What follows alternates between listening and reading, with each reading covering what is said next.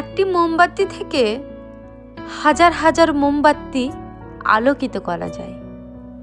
এতে মোমবাতির জীবন ছোট হয় না। ঠিক তেমনি সুখ সবার মধ্যে ভাগ করলে কখনো কমে না।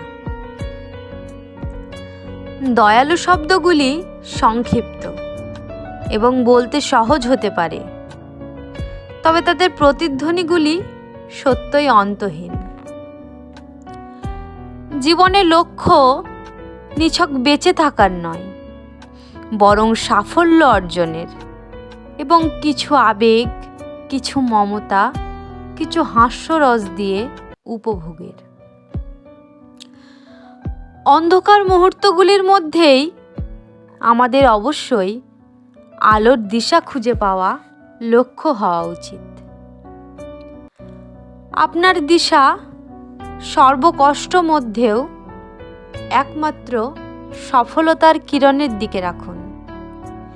দেখবেন আপনার দুঃখ ছায়ার মতো আপনার পিছনে মিলিয়ে যাবে।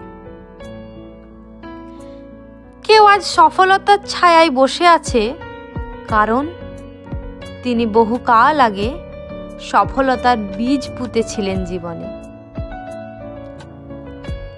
আমরা আমাদের জীবনকে নিজের ইচ্ছায় পরিবর্তন করতে পারি।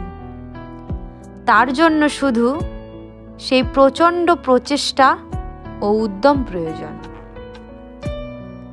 সময় অনেকটা বালির দানার মতো, হাত থেকে বেরিয়ে গেলে আর ফিরে পাওয়া যায় না।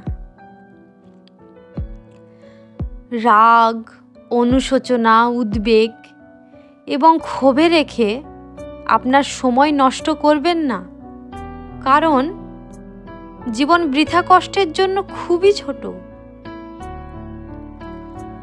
আপনার ক্ষতটি সেই জায়গা যেখান থেকে আশার আলো আপনার জীবনে প্রবেশ করে।